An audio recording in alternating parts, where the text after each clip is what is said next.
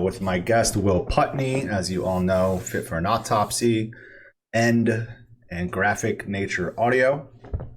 He's produced records for all your favorite bands. Everybody that comes here, I'm sure. Die Artist, Murder, Counterparts, Body Count. The list goes on. Straight from the Path, Fit For An Autopsy, and Yeah, what's I'm up, missing man? 1,000 more. Couple bands. Thanks for having me. A couple, 2-3 bands, you know. I like that shirt. It's a good. Yeah, see, I thought it was good episode to bust this out on. How's he doing? Or what's your dog's name? That's EQ. She's our. Oh, okay. Sorry. Studio dog. It's pretty much Randy's dog. That's Randy's baby. But yeah. If you've ever been to our Belleville studio, she's there every day, and she's a band favorite. She's the studio dog. She needed an emergency surgery, and that's scary. That benefit shirt I see you rocking. I know. There, but, yeah, I had to get it. Bands came through, and that's so awesome, dude. We were able to get the surgery, and she's doing good now. What was it? What did she have to get surgery on? I forget. She had like an intestinal blockage, and needed some kind of. They basically cut a piece off and stick it back together. It was pretty brutal, but wow. It was like in a day she recovered. She was like really fully fine within 48 hours. It was crazy. That's fucking amazing. Yeah. So, do you want me to turn my volume up? Someone's saying my volume's low. Yeah, you can turn up a tad. Yeah, I can do it on my end as well. I'll let you do a little bit on yours. Let's see what it's like. How's that? That better? There you go. That should be good. Okay. There we go. Benny, let me know if that's cool. Oh, so what have you been up to this year? How many records have you done this since the pandemic? We've done a lot. Pretty much. It's been kind of business as usual. We earlier in the year we moved into a new spot, and when the pandemic and the lockdown hit really hard, we actually started building out our new studio, and then it took about a month or two, and then since then we've kind of been making records steady. I've been mixing a lot of quarantine style stuff came together, and I figured we've been pretty busy. Can't really complain. I know a lot of people have it way worse, but it's just a wild year. It is a wild year. It's weird. It's the weirdest year of my life, of all of our lives. Yeah, I feel bad for all my band friends and all my agent friends like yourself. Yeah, at least bands could live stream, sell merch. What are they're doing podcasts. I started this thing. There you go. Yeah, like I had Joe on, and he's just like, can't wait to fucking. It was the day that you guys announced the Trivium Heaven Shall Burn Tesseract tour. In Europe. Yeah, it was that same day. It's crazy because I mean that tour's been in the works for a while, and it was supposed to be this year. I mean, we literally canceled. I think we had 6 tours on the books that we're all excited about, good to go. Just put a record out, had a year lined up, and we had to cancel pretty much a world tour, you know. And luckily this one stuck though, and they were very cool about waiting till it was smart to announce and not pull the trigger early, right? Yeah, so it was awesome that their Trivium's camp and Heaven Shall Burn's camp did it smart, and now it looks like hopefully we'll be safe by November of next year, and we'll have a pretty awesome tour. But we're obviously way excited for that one. That's gonna be awesome. Tesseract's an awesome band too. It's just like it's so stacked, dude. I was like surprised when I saw Tesseract down. I was like, God, this thing's just like top to bottom. It's just for a minute there, we're like, who else is going to do this tour? Because we heard a few whisper bands, and we're like, I don't know which way it's going to go. And then we saw them. Like, oh yeah, let's go. That's fine. That's a good lineup. Yeah, that'll do a few thousand more. God, dude. Yeah, I'm pretty excited for that one. But we've got plenty of stuff ready to go for next year. So I hope everything resumes some kind of normal this, and smooths out through 2021 so we can get back to start getting back to normal. Yeah. That's the plan. That's what we all want. Yeah. That's a good question from LJ. A lot of metal fans look up to producers such as you and like Dave Otero who's fucking great. Is there like any specific, I guess, producer you look up to, or you maybe from when you were younger, sure, a young Will Putney? My favorite producers aren't really metal producers, I guess. I'm a huge Eric Valentine fan. I always loved his out of the box, like unconventional approaches to stuff. That Quit to the Stone Age record he did is just like a full work of art. When I was starting, I was always like, Andy Sneap. I worked under Machine. He was obviously a huge influence on me. I've always been a fan of Kurt Ballou stuff. And Kurt. Yeah, those are like, I don't know. I kind of like lately. I've been surprised by a lot of younger kids too, which is cool. Like I don't have any idols, I guess, but I'll hear a record every once in a while and be like, "This is awesome," and then find out that it's like a 25-year-old and be like, "Whoa," So, what? yeah, there's just a lot of talented producers out there. I'm constantly blown away by people that I don't even know. Which is you're like, "Whoa, who is this guy?" Yeah, it is crazy, man. Like even like seeing my friend Chris, he's the drummer of Body Snatcher. He was in King Conquer. Yeah, Chris Whited. Yeah. So just seeing like how far he's even come, and that's been a lot of obstacles for him, Yeah. But he's doing it, and he records his own band and shit, and their stuff like continues to sound better. He's all about always trying to do like real drums, and just they just put a song out today, right? Yeah, and the E1 just signed to E1. It's a banger too, man. So it's cool to see like see him, because I saw it, because I worked with King Conquer since like 2009. I mean, they're not a band anymore, but me and Chris have been friends since then. So to see how far he's come, from when he first started doing it to now, it's crazy, man. But even with you, when did you start? Like, what was like the first record you recorded? First record. That's always a good question. Yeah. I started with Machine as like an intern and assistant, and then within a few weeks I was recording local bands and stuff. The first record I did was a band called Suffer the Living, which is like the guys from Shattered Realms, like metal band. Yeah, I remember that.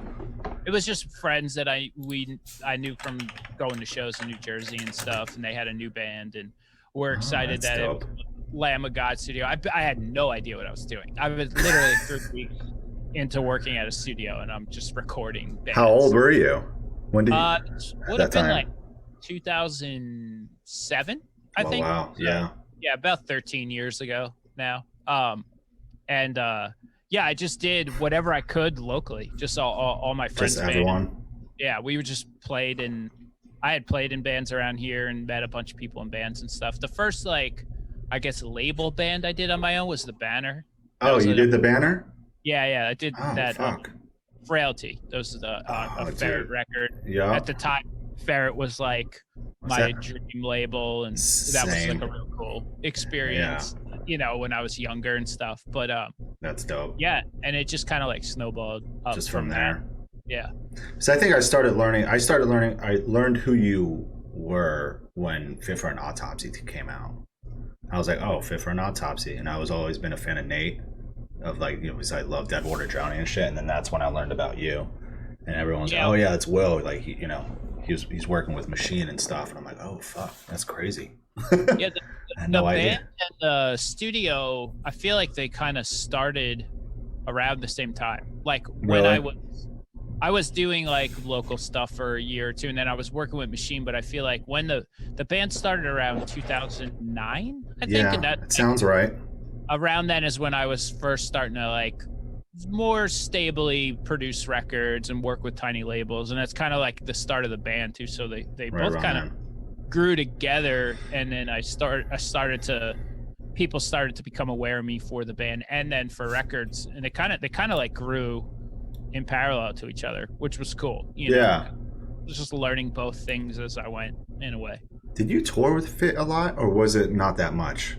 No, it wasn't too much. It wasn't, right? It was just the beginning of the band, a couple of tours. And we hit a crossroads like pretty fast, like by the by the second Fit record, Mm-hmm. I had sort of already started a pretty serious career being a record producer full time, and the band all of a sudden was getting opportunities to tour full time. So there was this fork in the road where it was like, okay, I'm going to have to make a decision soon. If I can't do both anymore. Yeah, there's just no way. Yeah, both of the like, let's see how this go jobs turned into like, okay, these are now full time. Careers for both sides. Exactly. I cannot leave. Yeah. So I like I did have fun touring, but I didn't see myself being as fulfilled full time touring my entire life, and I really did love producing records. I still do, but it was like I kind of get to be in everybody's band, and I have this kind of right dream job. I don't have to. I can be home, which I like and stuff. And have dogs and have a wife, and it all kind of. Yeah, it was. At the time, it was a hard choice. I'm glad I went the way I did because I feel like I'm definitely in a good spot. No, even the band is too, though. I mean, the guys you got in the band, everyone. It works perfectly. I feel like like how you guys run the band. Yeah, I mean Tim, who we added as a 6th member of the band, so they tour as a 5-piece. He's significantly better at guitar than me. So Tim's the man. Me and him go way back. It definitely doesn't hurt Fit's live show that he's there and I'm not, because he shreds. And, dude. I barely know what I'm doing. That's awesome. Benny asks, did you realize that when you were writing and recording Splinters from an ever-changing face that you would end up writing the most pissed off album of 2020? Oh, so nice. Well, we like it, so I don't know if it's the most pissed off, but we definitely went on it. Definitely. Yeah, and it's fun because it's exactly the kind of music I want to make with my friends. And that's what I figured. I figured that band was like formed because that's all you guys, like that's the type of music you all want to. Yeah, everybody do, right? We just wanted to scratch that itch, and it's the style of hardcore and blood grind, whatever you call it. I like playing. I kind of lean towards that stuff, and I feel like Fit went a different way and sort of leaned into the more metal stuff, and some of the stuff I was trying to write with the band just didn't make sense anymore, and I wanted an outlet for it. Yeah, so it makes sense to do that. That one kind of came together very organically with some friends, and I'm just glad people like it, because it was one of those things where like, let's just do it, and no one cared if anyone liked it. Everyone was just like, we like this. We don't give a fuck. We wanted to just do this. Yeah, we were having fun with it, and then now it's kind of like a thing where I think we were planning on touring with it now and stuff. So I feel like when touring comes back, we'll do that Misery Signals tour, please. I wonder if that'll come back. We were supposed to be on tour with them in April or May now. I know. Yeah. I was like, dude, I hope so. I would love to see, End Again, but also Misery Signals, because it's been so long. Yeah, they just did like a live stream, right? Yeah, I totally missed that. But I'm sure they'll be posted somewhere. That's on my list. I want to catch that one too. Those guys are great. Always one of my great band. One of the all-time great bands in that world, for sure. Oh yeah, I just love how Brandon from Counterparts is like, oh yeah, we ripped them off completely. Referring to Counterparts. I mean, it's shameless, for sure. Yeah.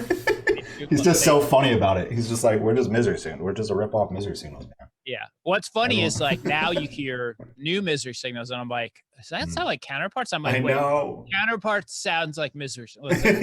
But then I hear like some Shah-Alud riffs in the new Misery Signals. I'm like, that's kind of Shah-Alud. Yeah, which, I mean, they all like, they're all in the same circle. Shah-Alud, Misery Signals, and shit, dude. It all draws comparisons. I think lyrically, Brendan does other stuff that helps separate Counterparts too, and I think part of their success is his ability to do cool shit.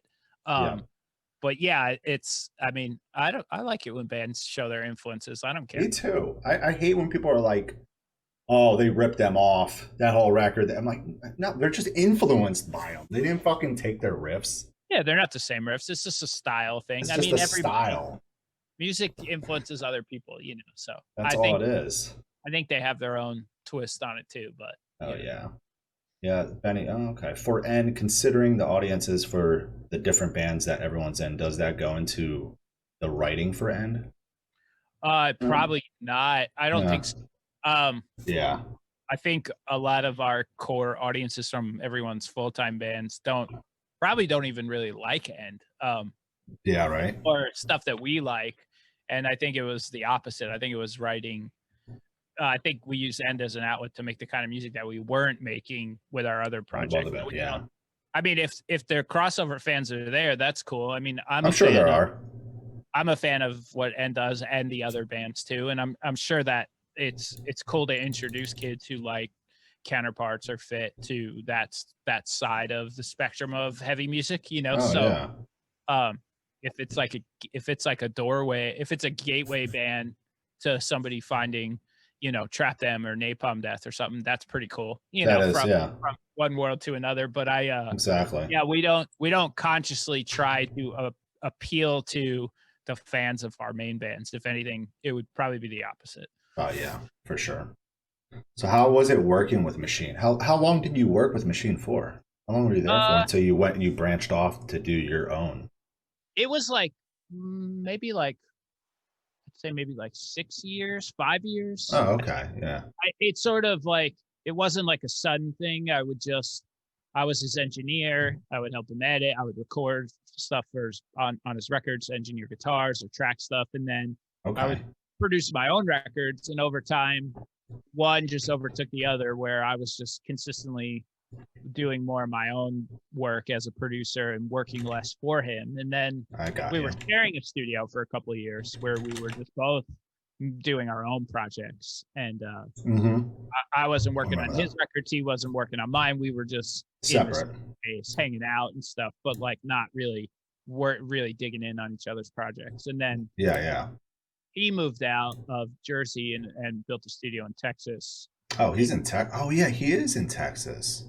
Yeah, he's got his main studio in Texas, and then he mixes in New Jersey, and his family's so he's back. Oh, very interesting. Yeah, but that was like years ago now. Like since then, we've been just doing our own thing at the studio, you know, with our own projects and stuff. Yeah, and then you went off and started to build your own studio. Yeah, so now it's like turning over again. Randy LaBeouf, was my engineer for years there, and now who's becoming his own successful producer, is him and Matt, who is another guy who worked at the studio. They're sort of using the Belleville studio more and producing their own records and stuff. And I've been kind of building my own spot out west a little bit. We've been it's like the torch. We're passing the studio down another generation, which is cool. I like that. That's rad. Hanging in there because it's a fun place, and they have, you know, it's a really good to multitask and workflow, and for multiple people to work. It's just this really perfect place for that kind of scenario for up and coming producers. So for sure, you're taking full advantage of it now while I'm out in the woods in my new spot. Yeah, no, it's cool. How long has Randy been with you now? Maybe 6 years, 5 or 6 years. Oh wow, it's been that long, really? Yeah, shit. Maybe even longer. Maybe, yeah. He started. No, it would be almost 10 years now. Actually, he started as an intern. No way. When we moved to our new studio, I did not know that. Been in Belleville for about 10 years. So yeah, he's worked his way up from literally an intern to his own successful record producer now. So yeah, I mean, I don't think I've met Randy, and I think we may have once. I can't remember. I feel like we did somewhere, but no, like, you know how I work with IAM, they fucking love him. I mean, like, everyone that I know that has worked with Randy or met Randy loves the guy. Yeah, he's definitely carving a niche in that world, doing, you know, IAM, Left Behind, Kublai, Casey Strain's new stuff is great. So it's like, yeah, he's in a real good spot with a lot of that stuff. He's definitely becoming his own in-demand guy there. Yeah, it's fucking rad. He did IAM did their new record with him, right? I don't know how much detail I can get into. I'm sure there'll be some form. Yeah, I gotta call Scott. Scott actually FaceTime me in the future for sure. Yeah. I gotta nag those guys to send me some new songs. Yeah, they're great. They're fucking awesome. Yeah, they're a good fucking band. Are there any like that's a good question from Steph. What's been your favorite music to just listen to in the last 6 months? Ooh, that is a good question. Has there been records you've been going back to? I don't listen to I barely listen to music anymore, which seems insane, but all I do is music all day. So yeah, I know. You have an excuse. I don't recreationally like put on albums anymore like I used to, because it's like from 10 a.m. till I'm shot, I listen to music. So, yeah, you're constantly. I definitely have heard stuff that's been really cool. Yashira dropped a new record today. Dude, man. So awesome. Everyone go listen to Yashira. Yeah, that I'll spell it in the chat for everybody. For any neurosis meets, I don't even know it. It's just so crushing and heavy. Fucking heavy. Yeah, it is so good, dude. I'm so happy they continued. I know that was very hard losing their drummer and their best friend. Yeah, that's a sad story, and I honestly didn't think, if I was in that position, I don't even know if I would want to continue to do a band, but I'm so glad they did, because they're just killed it with this new record. It's awesome. They really are very, very talented guys. Yeah. There's a new Cult of Luna song that I heard yesterday that was really good. I heard about that. I have to listen to that. Yeah. What else? What else was cool? What are some highlights? The Oh Brother record is really good. I'm a big fan of that band. Not so much band, but more of a dark indie rock kind of thing. But yeah, I've heard that the new Oh Brother is really good. Mm-hmm. Tanner killed it. We're like, me and Greg from End are like fanboys of Tanner and Oh Brother. Oh, really? But yeah, he's like one of our favorite vocalists. So we nerd out pretty hard over that band. But their new record's great. I got to check it out. Yeah. I don't know what the hell else. Yeah, I always like. I've been listening to is like some demo or unreleased thing. Yeah, it's someone's showing you like, yo, check out their new song that's not released yet, or here's this pre-pro. Yeah. I've been working with Zeal and Ardor a bit this year, mixing some of their stuff. Oh, dude, yeah, that band. Wow, how's that? That's interesting. Is that different for you? Yeah. It's definitely pretty out of the box for me, and I really like the vibe on the new stuff they're doing. And they put an EP out, and I think there's probably more to come from them. But yeah, their new stuff's really cool. That one's been really fun. That's right. Yeah, I gotta check that out. That band's very fucking interesting. I like them. Shaky Hands Dan. Hi, Dan. What program did Will start mixing on? I want to get started myself. I started on Pro Tools. Yeah. Because that's pretty much the standard. But I do most of my work in Logic. You use Logic, yeah. Yeah, that was like kind of where I learned some tips, some tricks early on, and we've just honed that over the years. And that's probably our main workflow thing now. I don't think it really matters. It's they all kind of do the same thing. I mean, each recording software has its pros and cons, but yeah, for sure. I like Logic more so as like a songwriting tool, and it's really fun to create in that one versus some of the other ones. So that's just the one I've like kind of leaned into over the years. That's dope. Yeah, he said he was looking into Cubase or Logic. There you go. Yeah, I don't have a lot of Cubase experience, but I did work with a producer earlier in the year who was all Cubase, and he was shredding on it too. So I think I could see Cubase being a valid option too. Nice. Yeah. So when it comes to Fit, are you the only one that writes the music for the band, or was it that way in the beginning? Did it go like, and did it transform into like other guys giving their input? When it comes to the writing? Yeah, I think initially with some of the original members of the band, we were writing more as like a unit. Oh, okay. When the band started, it was like a different drummer who I had grown up playing music with and being in bands with, and we had that's right. He came over with Nate. He was bassist from Deadwater Drowning too, and was he? I didn't even know that. Yeah, so he had a lot of cool stuff too, and I think some of the earlier stuff we probably jammed more together, feeling stuff out. And over time, I fell into the role of probably composing more of the stuff for the band. Yeah. the last couple of records. I have more of a heavy hand in it. I think they tour all year, and they're kind of out on tour all year, and I'm always it's hard to write on the road, working on ideas and stuff. So it's a balance that's worked good for us. But yeah, I wound up doing a nice chunk of it. That's dope. Yeah, I figured it was that way. I figured it's like definitely hard to write while touring, especially touring a lot. Oh, for sure. I think how do you find that time? Even want to? I know I'd be distracted for sure. And it's like, you're just surrounded by people all the time. It's hard to like stay focused. And I like writing by myself. You know, I think it's cool because I could just get my ideas out and I don't have to like entertain somebody else. And so for me, it's nice. If I want to try to write my own music, it's cool that I'm like a little bit isolated doing it, you know? Yes. Yeah. I feel like it's definitely nice doing it that way. When it comes to like guitar tone, do you like blend like a lot of amps and cabs together? Like, do you really like, what are like some bands that you've worked with where you guys have like experimented a lot with a lot of amps and cabs? Has there been like any that stand out? I didn't do it all the time. Yeah. I don't. Are you always messing with shit?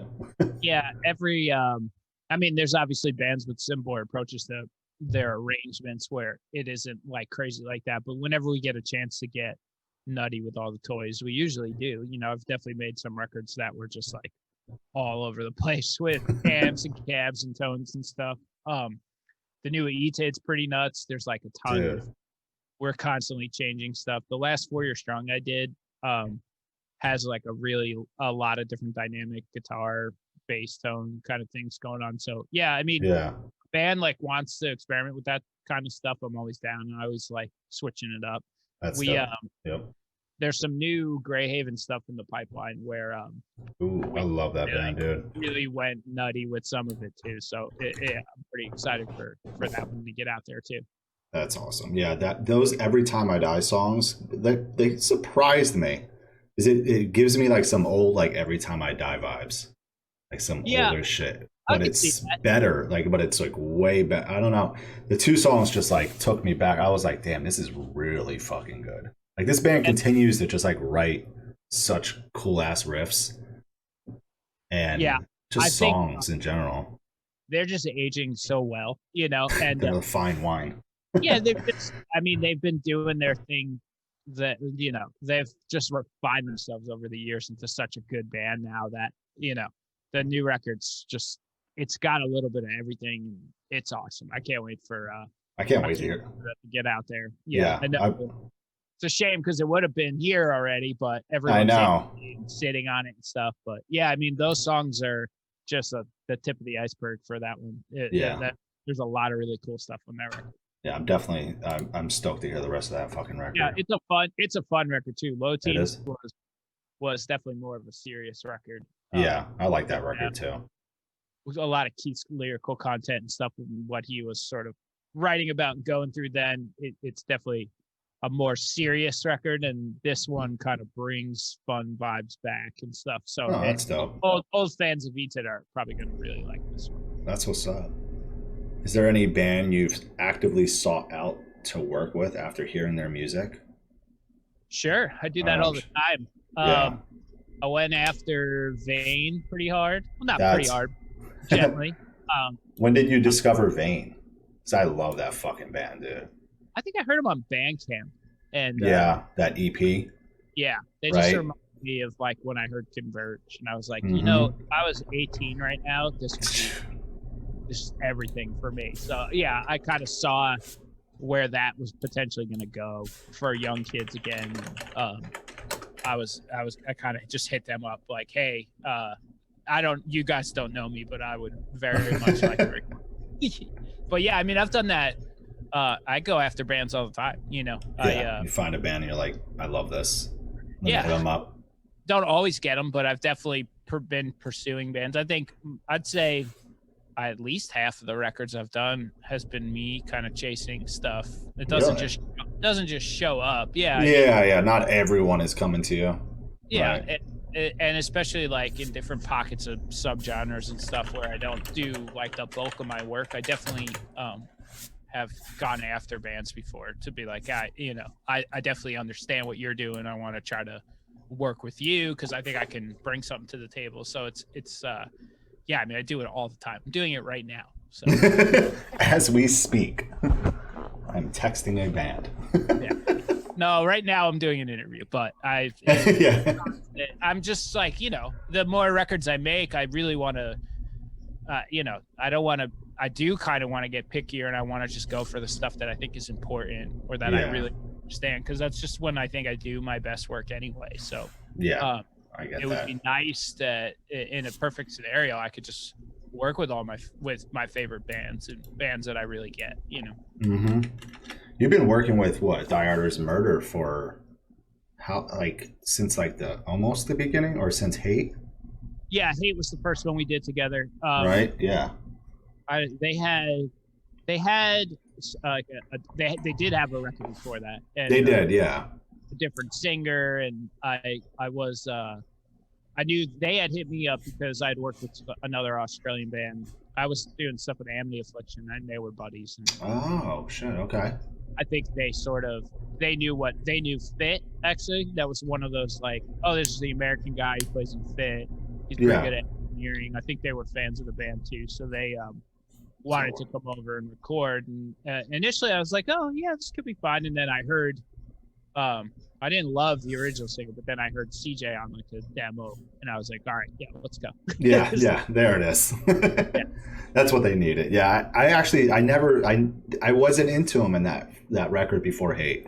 I didn't get into him, and then I heard Hate, and I was like, holy shit. Yeah, because it was rough around the edges in the beginning. It was very rough. A lot of people like the early stuff because it was off the rails like that, but it definitely got. I feel like the band came into its own and got organized for Hate. Oh, CJ made a big difference with his range and ability. That was like the turning point for sure for that band. And then, that's a record that really, you know, exploded worldwide for them, you know. Oh, big time. I remember when they came here and toured on it. I was working with Last 10 Seconds of Life, and they got that offer. And it was funny because when they were here recording, I believe it was when they were recording Hate with you, they did, I think Last 10 Seconds of Life set up the show in Binghamton, New York. And Die Art went out there and played a show. And I think that was like their first show here, like ever. Their first US show. We did that. I remember that show. And then we booked in Jersey. It was like in Trenton.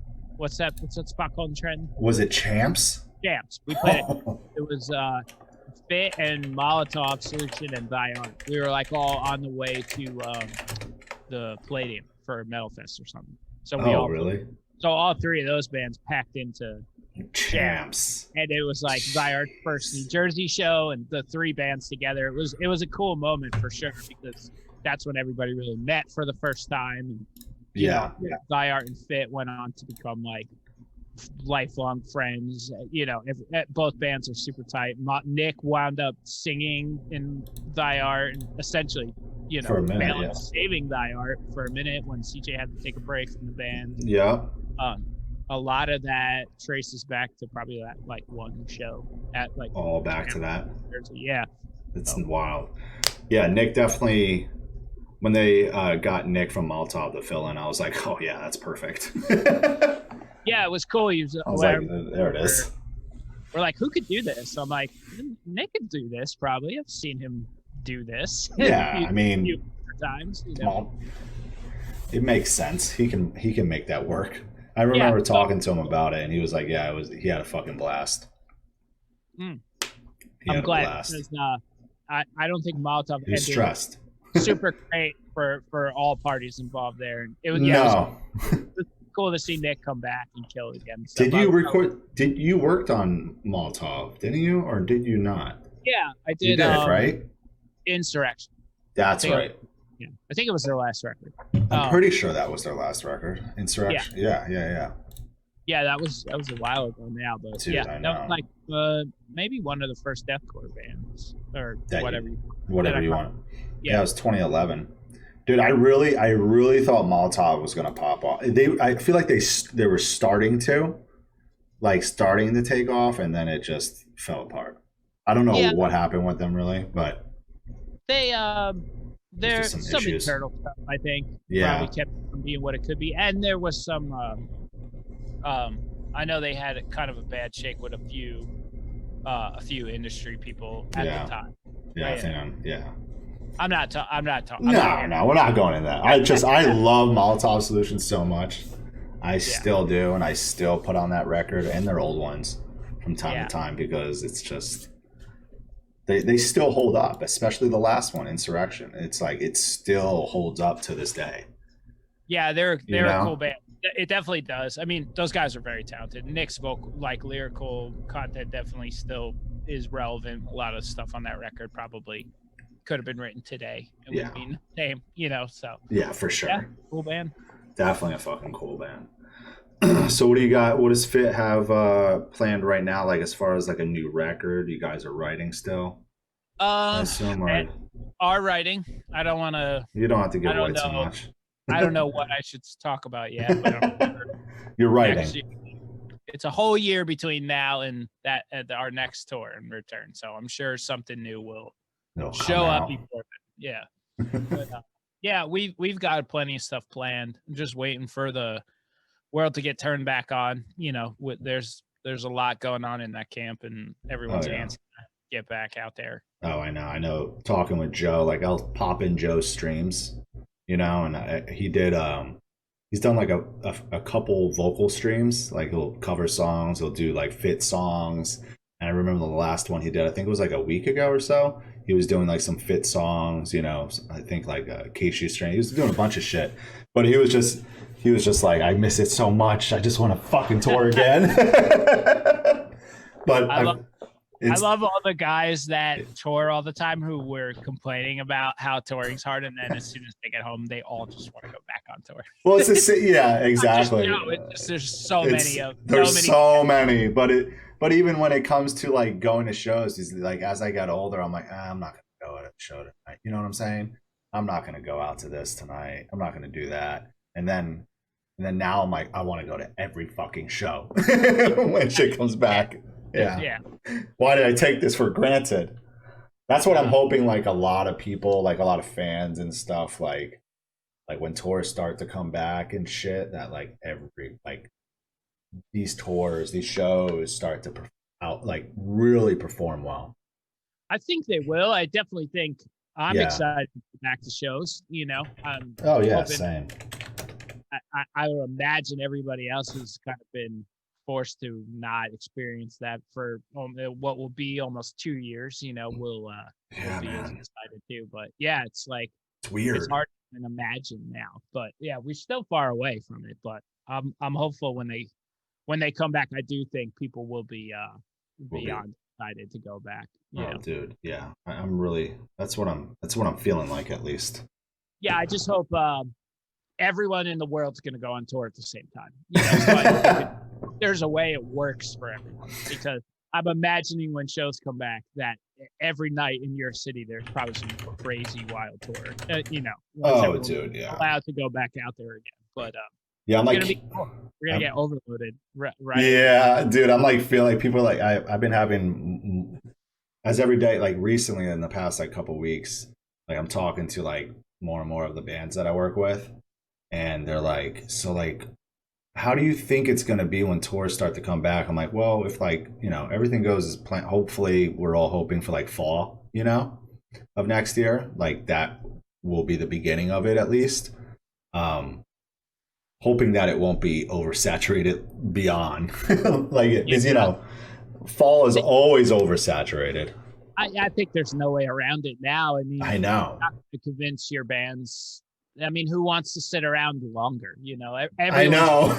Everyone's going to want to go when they say it's okay to go. Oh, yeah. So I think we're going to see a ton of tours, I think we are. Definitely, and I've been telling like bands, I'm like, listen, like band, like you guys, you draw like, 100 something people, like let's do a tour. Like that's going to be fine. Like, I feel like it depends. It really all depends how everything rolls out. Like, we don't got to get into it, but like with the vaccine and all that stuff, how it rolls out, how it affects people, all that shit. And seeing like, okay, what venues are going to be open at 100% capacity, this, and that. But like places that are like open at like 50% capacity, it's like, yeah, then like smaller bands can get out there and start touring before like these bigger bands can start touring again.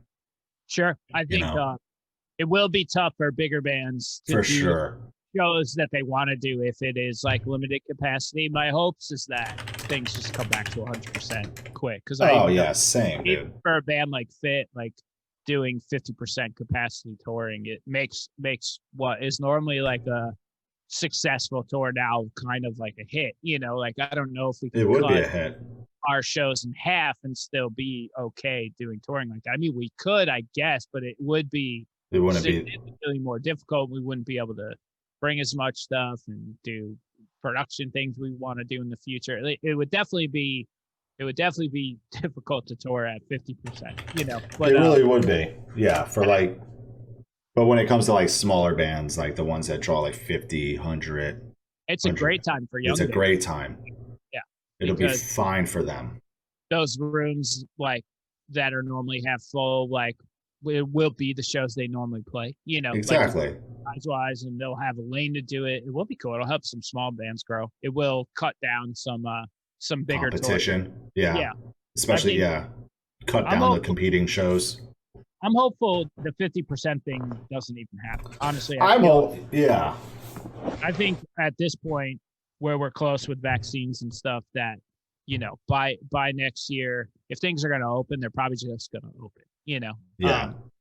But I don't think the low capacity solution is probably going to work, even if they're trying to control numbers and stuff, because it's still going to spread at 50%. So it's either fixed or it isn't, It's so like, and it's like so ass backwards with like the rules that like some of these music, like, talking to my friend Anthony from Come and Take It Live, I always refer to him because I live in Austin. He's in Austin. You know what I'm saying? So we saw each other like a month and a half ago. We got a couple drinks and some food at his friend's bar. And he was just telling me about it. And he's like, yeah, for like me to start opening up again, we have to like serve some sort of food.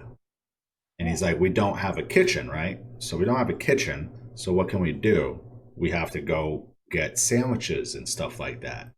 And it's like this way for them to open back up. And it's like, but why? You know what I'm saying? Why do you need food? Yeah. I mean, I can't explain every state's guidelines and regulatory policies that they're rolling out now. I think it's either, I mean, the only way we're gonna get the curve flattened is if people just don't come and talk with other people. So that's really it. Yeah. Unfortunately, it's just like I wish all these places were able to get like funding and just like, if everything has to be shut down and can't open, it's like, okay, then don't make them pay rent. Yeah. If everyone was able to find a way to grab stimulus money, or if the government would finally get off their ass and help people who are suffering and the small businesses who are getting their asses kicked for just long enough that we can get vaccines out there, people would be okay shutting down. Like exactly. No one would argue about it. Yeah. A lot of the fighting is because people like don't want to lose their business. Their livelihood. Close this year, it's like it's crazy. It's fucking depressing, man. Yeah, so depressing. A little bit of government aid to help keep the lights on in some of these places, then they would keep their doors closed. It wouldn't be there'll be no arguing about it. It would just be okay. Everyone would be like, okay, this is fine. But it's like, like talking to Anthony, he's like, luckily he has like a really good, cool ass landlord. So he's in a good position for the most part. But at the same time, it's like, he's like, I got to start having shows soon, at least by the summer or before, he's like, or I can't do it anymore. You forget. I can't hold it. A lot of these places are in major cities where rent is crazy. So it's like the people who own these places, they're not, I mean, I understand a landlord saying, hey, I've got to close this place. I'm losing hundreds of thousands of dollars. It's like, I don't think it's cool. It sucks, but it's like eventually. What can you do? Yeah, they're what not they do? Justify supporting the local music scene anymore, and it sucks. I mean, you saw it happen to Voltage. I know. Well, hopefully, the petition thing took off, but at the same time, and now like the landlord or the art district or whatever is like reviewing it all and stuff. But it's like that's like the first step to them trying to stay open. Yeah. But that's Philadelphia. That's I know their rent. Yeah, you know, a great area to try thing. to pay rent, and they were like 120,000 in the hole. It's like, how do you, without any help from the government, how do you get out of it? Yeah, who's gonna go get that loan? You know, is the owner of that place, owner of Voltage Lounge, gonna be able to go get a couple $100,000 loan? You know. Yeah. Well, it's just can you do that? Hopefully the GoFundMe's just, help and fans who want to see their favorite venues come back actually kick money and stuff. I saw Chain getting kind of bailed out. That was really cool. Yeah, they did the shirts and stuff like that, which is great. Yeah, that's another place. It's California. It's fucking expensive. Anaheim. Yeah, if you really care about something and they need help right now, probably should help. Yeah, if you got the money to spare, if you have it, you can do it. Throw them money, buy their merch. If they're doing some merch, T-shirts and shit. I got one of the Chain shirts too. Yeah. And it's just buy the fucking thing. For Vitus and yep, Vitus as well. I got one of theirs. Yeah, so it's crazy. It's a tough time. To be in live music right now. Oh, dude, I know it's crazy. Do you have any favorite venues in the country that you played? Favorite venues? I love the Palladium. Probably. I mean, I've never played a bad show there in my entire life. I've seen so many of my favorite bands there. I like the big room. I like the little room. I love that little room. Like old and spooky, and there's such a cool history there. There is. Shout out to Scott Lee and Justin for all of them. Cool shows up there. But yeah, that's probably my number one. You just get there. Yeah, I know. I always would love going to the fucking Palladium. I love St. Vitus a lot too. That's small. Vitus is fucking sick. I think it's like the perfect New York. It is, right? I remember my first time going to St. Vitus, I pulled up and it was right, I think it was right as bands were getting there to load in. It was one of my tours. I forget what tour it was. But anyway, when I pulled up and I'm looking around, I'm looking on the GPS on my iPhone. I'm it says it's right here. And I'm looking because I'm looking for a sign, Right. But it's just a black. They have the cross. They have the upside down cross. I don't think they did at the time. I really don't remember. I just remember two black doors. And I was just someone popped open the door and I'm hey, you know where St. Vitus is? He's yeah, it's right here. I'm oh, shit, okay. Perfectly sketchy. I love it. It is, dude.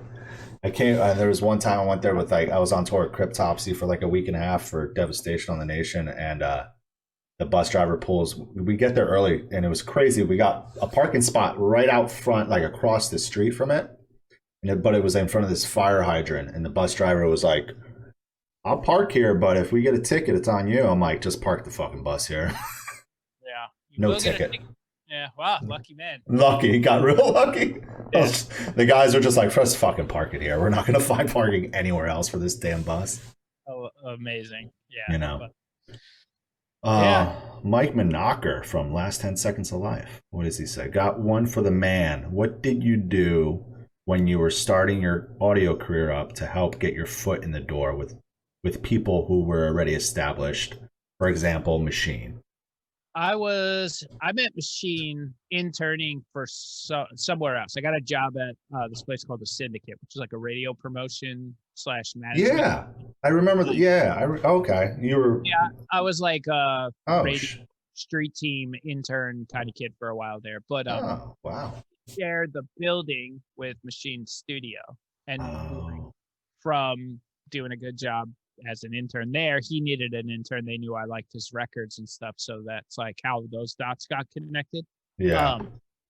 But getting your foot in the door is that phrase, it's always sat funny with me, because there's if you're Mike especially, he's a guy who's out there, he's doing everything right. He's in a band, meeting people, he's not a shithead, he's a good dude. Exactly. Yep. And it's that's really the way. I feel it just takes time. You just have to make cool records, do cool shit on your own. You don't get handed opportunities, especially in the world. It is competitive. You have to find it. You got to find those opportunities. Stuff. And bands, don't forget, bands are kind of trusting you with their their body of work, their art. It's their career is in your hands, so it's it is definitely this thing where you really have to prove yourself, you know? Yeah, it is. And I think the way I moved up the chains a little bit was like just to do a lot of records on my own, you know, and just keep pumping them out. You get through get that better. trial and improve, and that's really there's really no shortcut there, unfortunately, you know, like, yeah, if you have the opportunity to work under someone whose records you really like, I would say there's like probably no better way than to learn the how than from somebody whose records you're into, inspired by, you know, because it kind of narrows your vision, and you could kind of focus in on new tricks and things like that, and learn what's important about why this guy's making records that connect and stuff. But yeah, there's really no other shortcut. You just got to do it, get through that trial and error on your own, and if you're able to, try to find somebody whose records you really like and try to learn from them too. That's very helpful. Yeah, I know Minocker and Mike Rainey from Through the Eyes of the Dead. They just built like a small studio.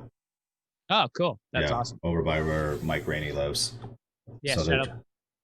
Yeah, man, Mike's the fucking man. So like, it's cool to see them doing that, you know. Especially Minocker, I know he loves that shit. He loves being in the studio and whatnot. Yeah, Mike's helped me out with some gear stuff in the past. So that's rad. That's fucking awesome. Yeah. He's streaming on here too. A lot of people have went to Twitch. Dude, a lot. It's crazy. I mean, obviously myself. But it's been. I haven't done the Twitch thing. I don't know. Well, you did it for the charity. You did it for the charity stream. You did. Yeah. What was it titled again? I can't. We called it "We Can Do Better," but it was just a 2-day event we did. Yeah, you were a part of it. You donated some stuff. Thank you. But dude, I think it was a smash to raise a ton of money. Oh, dude, it was fucking awesome. Especially, I remember like when I did an episode with Joe, your Joe. We were talking about that briefly and how Monty, was it Monty from Nuclear Blast, right? I was yeah. Monty gave away that Slipknot plaque. Yeah, that was pretty cool. That is insane, dude. I want to go to Monty's like storage shed and just see all. I just want to spend a day there. Epic goodies, yeah. That man's got history and stories. Monty's the best. Just give me the key and just let me hang out there for the day. Yeah.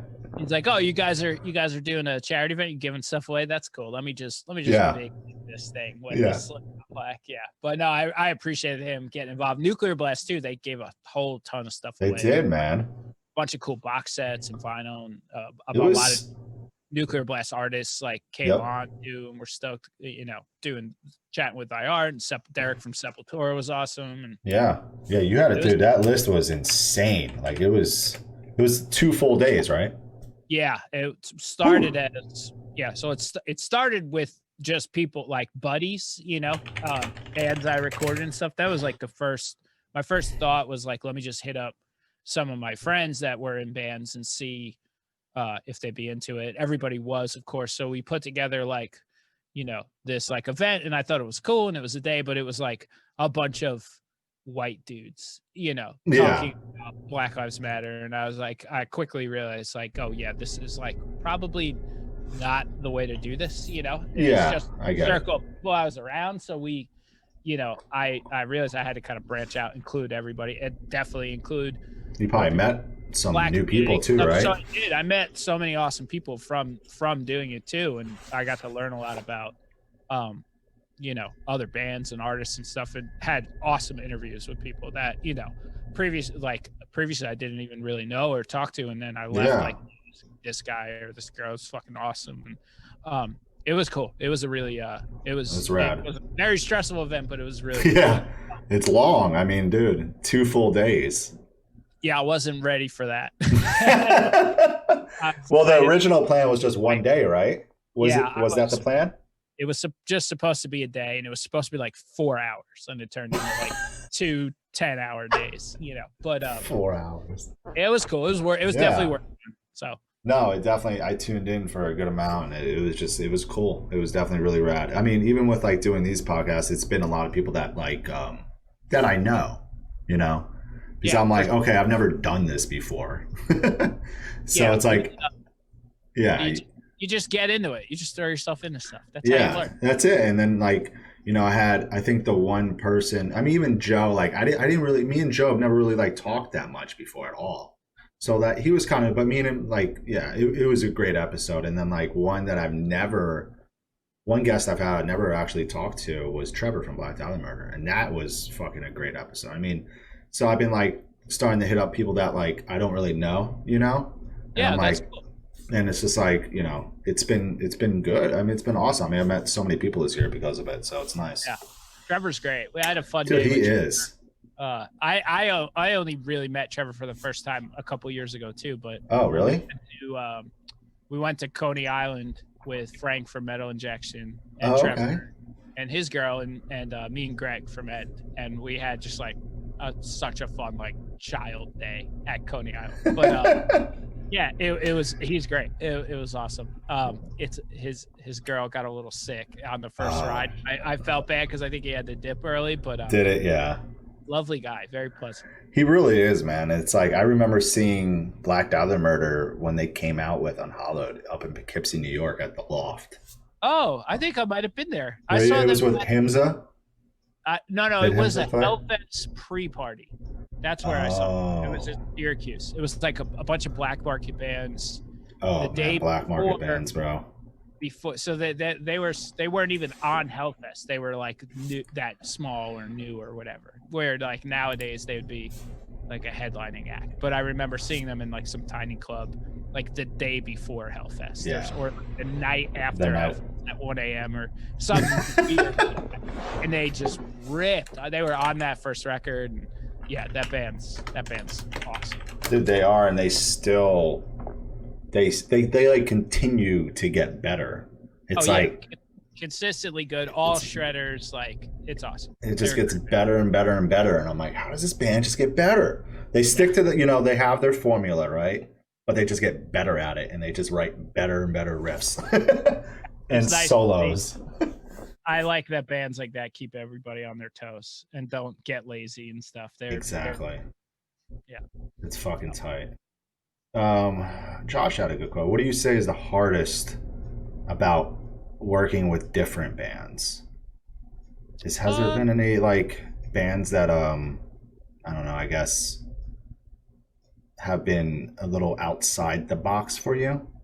Yeah, I think generally it's been good. Like I haven't really ever gotten really out of the box where it was like an issue or anything. Okay. I think the most challenging thing is like navigating personality types when you're producing records. Yeah.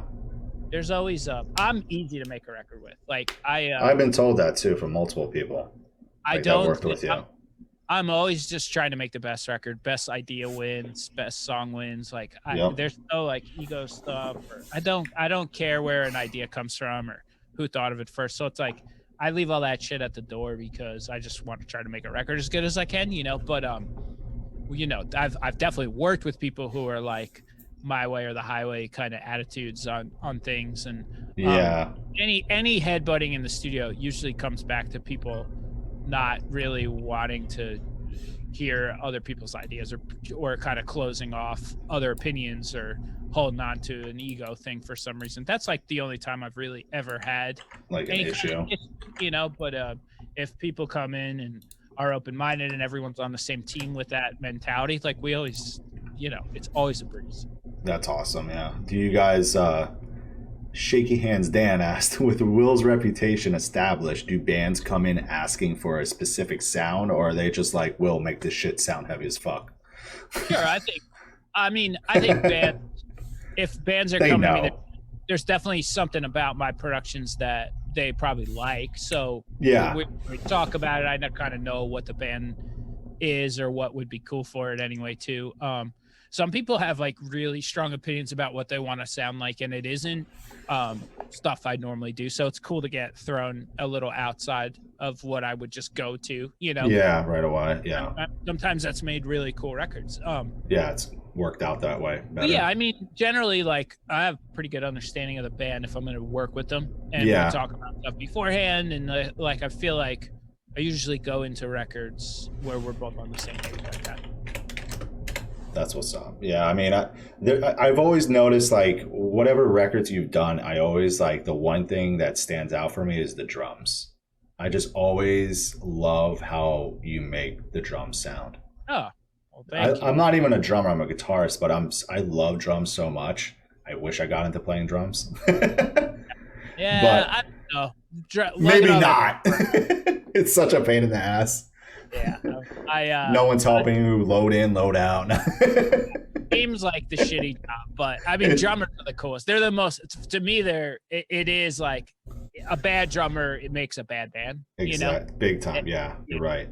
You can kind of hide behind guitars and distortion and stuff, but if your drummer stinks, your band stinks. So it's gonna be noticeable. Very, very noticeable. You gotta have a badass drummer. So I do love recording drums and like the production of them and stuff. It's always. I could always tell that. Like I love I'm a big fan of your records. Like I love the guitar tones. Like I don't think there's been a record that you've done where I've been like, oh, this doesn't sound great. Yeah, I'm always like guitar tones on point, vocals are on point, like the bass, the drums, and it's just like this is how I love a record to sound. I'm sure there's a few misses in there. There probably is. There might be out there. Maybe like some earlier on ones. I mean, we try. It's like I said before. It's like this is like these are people's lives and careers. Like it's like you have to take it serious as possible. Job you can. Yeah, I'm not. And then I have to stand behind these things too. So it's like I don't. Yeah, you're behind it as well. Everyone knows too. I just always try to make the coolest record I can. That's the way that's how you have to fucking do it. You could put well mixed drums on a Maroon 5 track, and I'd probably be bobbing my head pretty hard. There you go. Okay, there you go. He does have that Brendan Schappetti metalcore thing going on. We could probably hook him up. Dude, seriously. What band was the most difficult you say you've recorded for? It's a pass. That's a pass. Yeah. Nah, we don't want to. Yeah, we can't disclose that information. Yeah. No, it's not. I mean, I remember. I've never really had a nightmare situation. That's good. No, that's awesome. Maybe one. Maybe. Yeah. Not worth talking about. Yeah.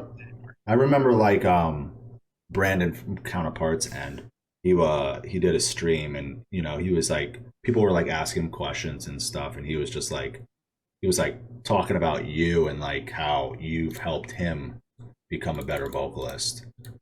And it was really cool to hear him like explain like how it made him a better vocalist with like vocal lyrical structures and stuff like that and whatnot. And he's just like, yeah, no, Will's just, he's very easy, and he's like, now I just go in the studio, I know what the fuck to do, and that's it. Yeah, he's definitely come a long way.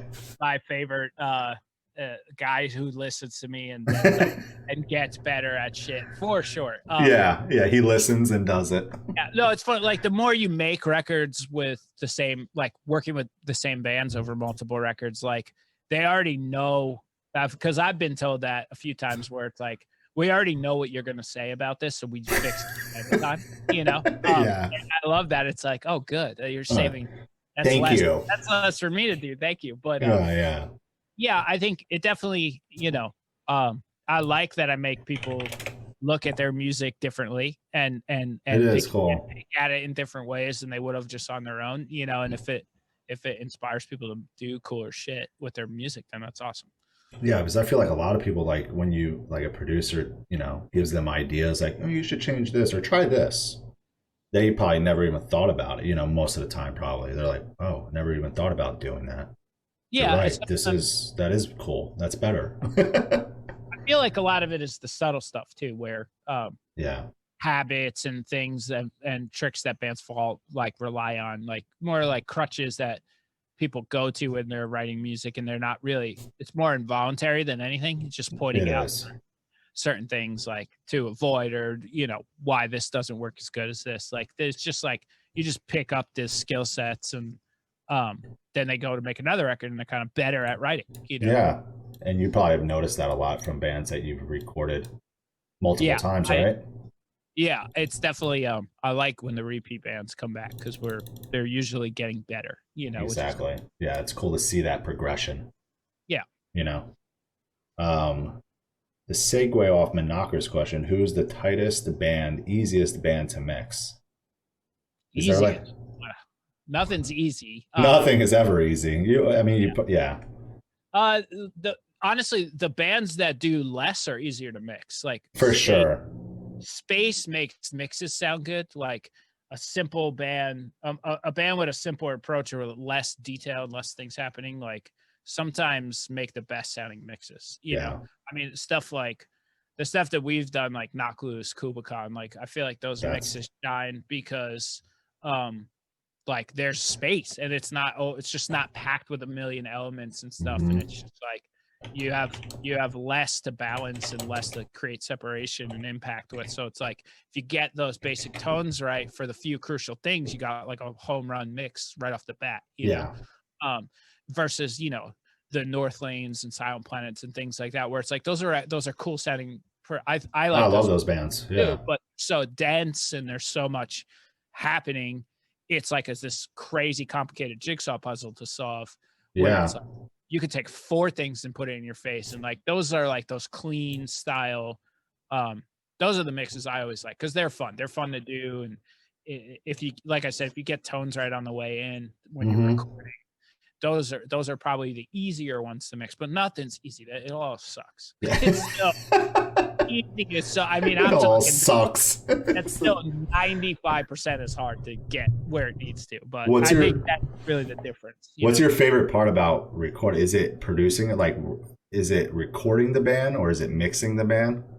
I like the earlier stages. Yeah. Stuff and getting the songs into a cool spot. That's sort of like the most fun part, I guess. I have a lot of fun with that. Some of the engineering side of things it has a tendency to get monotonous, but that's always like exciting and it's a new band and it's like the most like, mentally stimulating part of it for me, you know. Yeah, for sure. And I think, what's your most recent band that you recorded? Is it Spite? So I know they post. Matt is recording Spite at the Belleville studio. Oh, okay. Matt is. Oh, I forgot Matt. Yeah. I don't know what I could talk about. Oh, that's all right. Because if some bands don't publicly post sometimes who they're recording with beforehand. I know Spite did. That's why that was a good question someone had. Yeah. I don't know who's on the list that I could say, yes, we've made a record with, but I did do recently. I did a Greyhaven record that is like, I know, dude, awesome. So is it? I love their last record. Fucking love it. Yeah, I love that band, dude. I'm really excited for people to hear a new one. I think I would say safely every song in this record might be better than every song in the last record. Damn. That's sick. They just stepped it up. Yeah, band killed it on this one. Dude, they're a fucking amazing band. I love that last one, so I'm stoked to what. Yeah, so they'll have a new record out, I'm sure, some point next year. Yeah, I'm excited. Right? I'm excited to see them come back because I can't wait for that new stuff to get out there. Oh, dude, yeah, they need it. Is there a hard Fit for an Autopsy song? Like, what's like the hardest song you say you've done? Hard like difficult or hard like fight riff? I guess both. What's the most difficult Fit song you guys have written? What sucks? What sucks? I don't know. I feel like the songs maybe the earlier on. Yeah, right? some of the Hellbound stuff is like impossible guitar because I used to write with a kind of a different approach. With they're more like linear and they were less like key bass and less melodic. So it's like riff soupy and all over the place. So I guess objectively those are harder. The Hellbound ones and stuff. Yeah, because they're just fat. They're fast and they're like they don't repeat as much and they're annoying. It was like not for me. I feel like the writing was like more random. You know? It was kind of all over the place. Just, like sat down to play those songs. They don't make a lot of sense to people. I feel like the new songs feel more like they make sense. Yeah, they make more. Yeah, no, I could tell the difference between some of the lead stuff on the newer records is trickier. I'd say a little tricky. Yeah, like that Fear Tomorrow solo is really hard. That would be a challenging one. But yeah, I don't know. I don't. And then hard. Some heavy, good hard. Some good hard fighting riffs. I don't know. The Heads Will Hang riff's pretty hard. Yeah, that's a hard. Yeah, I like that riff. That yeah, it's so good, dude. It's like adult hard. It is adult hard. Every adult wants to hit someone after hearing that. Yeah, while hearing that. Hard for Fit isn't like the beatdown riff anymore. It's like the 40-year-old banging his head, you know. Yeah. So it's different now. But the Warfare riff on the new one is fun too. I do like that. But yeah, I don't know. Iron Moon's probably my favorite hard Fit song. That's probably that. Yeah. That's one. Yeah. Top one. Had the Ion Dissonance guy in that too, so that's bonus. Oh, that's right. Yeah. I would give it to Iron Moon. Cannot go wrong with Ion Dissonance. We need a new Ion Dissonance record. Yeah, maybe one day. I think. They're awesome. Are they working on anything? Or you not? I don't know. You don't know. I haven't heard shit in a while. I could find out. I'll go bother a few people. But go bother them and text me and tell me if they're gonna. We did like a weekend with them maybe I remember 4 years ago when they put out that last record. Man, was it Yashira on that, or who was on that? Yeah. Right? I think Yashira, Great American Ghost. Great American Ghost, yep. Yeah. I love that latest Great American Ghost record. That's their best record. Thank you. Yeah, I'm stoked on that record. I'm excited for those guys next year too. There's a lot of plans for them. Good, yeah. Oh yeah. Good guys. Mm-hmm. All right. Well, dude, thank you so much for doing this. It's always great talking to you, and I got to know more about you today. Well, appreciate it, man. I'm sure a lot of man. I'm sure everyone else in here, learned a lot more about you. To anyone who missed this will be on my YouTube. And right now, at the end of every episode, I go raid somebody. I don't know if you know what raiding is on Twitch. But I'm not a Twitch guy, but I'm down to see what this is. So usually, like, when a lot of streamers will end their stream, they'll go see who's like streaming on their friends list, their followed channels, and bring everybody from their stream into their stream. So you're going to raid them. So I know right now, today's my friend Josh's birthday. He's a very, very good drummer. He plays in this band Aether. They're not too active anymore, but their latest song is really fucking good, so go listen to it. So he is streaming right now, and today's the perfect time. Right now is the perfect time to go raid his ass. He is playing some good old Call of Duty, but he actually is really fucking good at the game, even though he doesn't like to admit it. He's a very sweaty Call of Duty player. But so let's go raid Josh. Everyone wish him a happy birthday. He turned, I think he said 28 today, even though he looks 21. And he's a very good drummer. Listen to his band Aether. And so thank you again, Will, for doing this with me today.